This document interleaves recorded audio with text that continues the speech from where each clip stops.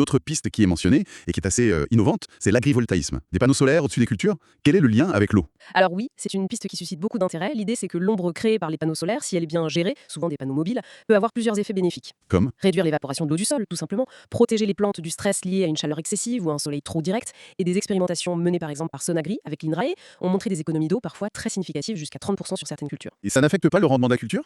Parfois, ça peut même l'améliorer dans certaines conditions de stress, et en plus, évidemment, on produit de l'électricité renouvelable sur la même surface. C'est potentiellement très intéressant. Mais il doit y avoir des points de vigilance, non? Bien sûr, la crainte principale, c'est que la production d'énergie ne devienne prioritaire au détriment de l'agriculture, que ça devienne juste des champs de panneaux avec quelques cultures alibi dessous. Oui, le risque de dérive. Exactement. C'est pourquoi l'ADEME travaille à définir un cadre clair, des règles, pour s'assurer que l'activité agricole reste bien la fonction principale de la parcelle. C'est crucial pour que ce soit une solution durable et acceptée. D'accord. Le rapport utilise aussi deux termes un peu spécifiques, irrigation déficitaire et irrigation de résilience. C'est quoi la différence exactement? Oui, ce sont deux façons d'aborder l'irrigation quand l'eau est limitée, mais avec des philosophies un peu différentes.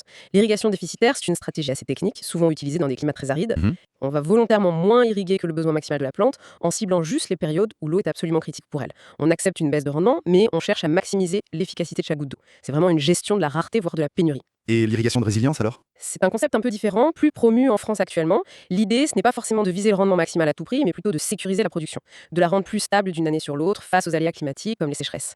Donc, on irrigue pour assurer un minimum, pour passer un cap difficile. Voilà, c'est un peu ça. On cherche un optimum économique et écologique, en utilisant globalement moins d'eau que pour un objectif de rendement maximum. Et surtout, c'est une approche qui doit s'intégrer dans une démarche plus globale, avec des pratiques agroécologiques, choix de variétés adaptées, travail du sol approprié. C'est l'irrigation vue comme un outil au service de la transition agroécologique. C'est plus une approche systémique en quelque sorte. Tout à fait. Mais c'est un concept encore en construction. La recommandation R3 du rapport souligne d'ailleurs qu'il faut le définir plus précisément, techniquement et économiquement. Quels objectifs de rendement, quelle quantité d'eau, comment l'articuler avec les autres pratiques. Il y a encore du travail pour que les agriculteurs puissent vraiment se l'approprier. Je vois. Bon, on a exploré comment économiser l'eau qu'on utilise déjà, mais si ça ne suffit toujours pas, est-ce qu'il y a d'autres sources d'eau possibles? Le rapport parle de ressources alternatives. Oui, mais le rapport est très clair là-dessus. La priorité des priorités, c'est d'abord d'économiser l'eau existante. Les ressources alternatives, c'est souvent plus coûteux, ça peut avoir des impacts environnementaux, donc il faut y regarder à deux fois. D'accord, la sobriété d'abord. Mais quelles sont ces alternatives au cas où? Alors, il y a plusieurs pistes. D'abord, optimiser ce qui existe déjà. Par exemple, mieux utiliser l'eau stockée dans les grands barrages hydroélectriques pour soutenir les débits des rivières en été. Ça se fait déjà, par exemple, sur le bassin Adour-Garonne avec EDF. On pourrait aussi réutiliser d'anciennes retenues abandonnées. Et créer de nouvelles retenues, c'est le sujet sensible des bassines. Exactement. C'est un sujet très débattu. Le rapport distingue bien les retenues collinaires, remplies par le ruissellement, des retenues de substitution, qu'on appelle souvent bassines, qui sont remplies en hiver en pompant dans les nappes ou les cours d'eau. L'idée étant de stocker l'eau quand elle est abondante. Oui, pour l'utiliser l'été quand elle manque. L'avantage théorique, c'est de moins solliciter les milieux aquatiques pendant la période d'étiage. Mais il y a beaucoup d'inconvénients potentiels. L'évaporation dans ces réserves de surface, la qualité de l'eau qui peut se dégrader, le risque d'un effet rebond, c'est-à-dire que la disponibilité de cette eau incite à irriguer plus ou des surfaces plus grandes. Et puis il y a toute la question du partage de la ressource en hiver. Absolument. C'est pour ça que la planification est essentielle. Via les PTGE, les projets de territoire pour la gestion de l'eau, il faut une approche concertée, qui prend en compte tous les usages et les impacts. Mais leur mise en œuvre est complexe. Le rapport met aussi en garde contre le modèle espagnol, très axé sur la construction de barrages, qui montre aujourd'hui ses limites environnementales, et même des risques de pénurie si les barrages ne se remplissent plus. D'accord. Le rapport mentionne aussi des solutions peut-être moins connues, comme la recharge artificielle de nappes. Oui, la MAR, pour Managed Aquifer Recharge, c'est une technique qui consiste à stocker de l'eau, eau de pluie, eau de rivière, parfois même eau usée traitée directement dans les aquifères, sous terre, soit par infiltration depuis des bassins, soit par injection directe. Quels sont les avantages? Le principal avantage, c'est qu'il n'y a quasiment pas d'évaporation, contrairement aux retenues de surface. Ça prend aussi moins de place au sol. Et le coût peut être inférieur à celui d'un barrage. C'est assez développé dans certains pays, mais encore très peu en France, surtout pour l'irrigation. Y a-t-il des risques?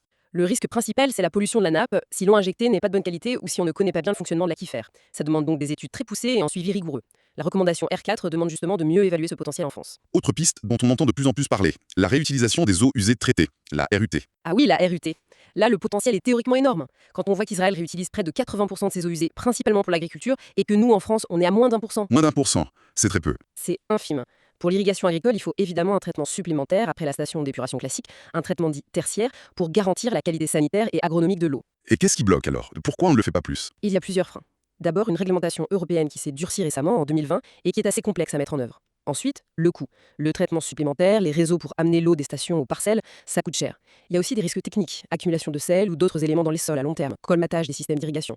Et puis parfois une certaine réticence, soit des agriculteurs, soit du public, même si ça évolue. Mais ça reste une piste d'avenir. Et sur l'intégration de la RUT dans des projets de territoire, les PTGE encore, pour mutualiser les coûts et les usages. La recommandation R5 suggère d'ailleurs de regarder ce qui se fait dans les pays plus avancés pour s'en inspirer. Et juste un mot sur le dessalement de mer. C'est une option pour l'agriculture en France? Techniquement, on sait faire. La France a même des entreprises leaders mondiaux. Mais pour l'agriculture en France métropolitaine aujourd'hui, c'est considéré comme beaucoup trop cher, surtout en énergie. Et il y a l'impact environnemental des rejets de saumure. Donc pour l'instant, ce n'est pas jugé pertinent face aux autres solutions qui existent. Bon, si on essaie d'en résumer un peu tout ça, ce qu'on retient de cette exploration du rapport, c'est qu'il n'y a pas une solution miracle, une baguette magique contre le manque d'eau en agriculture. Non, absolument pas. C'est plutôt un ensemble de solutions, une sorte de boîte à outils qu'il faut combiner intelligemment selon les territoires, prendre soin des sols, innover dans les pratiques, rendre l'irrigation beaucoup plus précise et économe, Oui, grâce à la technologie, aux données, au pilotage. et explorer les ressources alternatives, mais avec beaucoup de prudence et d'intelligence collective. C'est tout à fait ça, un panier de solutions comme vous dites. Et le rapport insiste vraiment sur des éléments transversaux qui sont cruciaux. L'accompagnement des agriculteurs, parce que ces changements sont complexes et demandent du soutien, ça renvoie aux recos R1 et R2.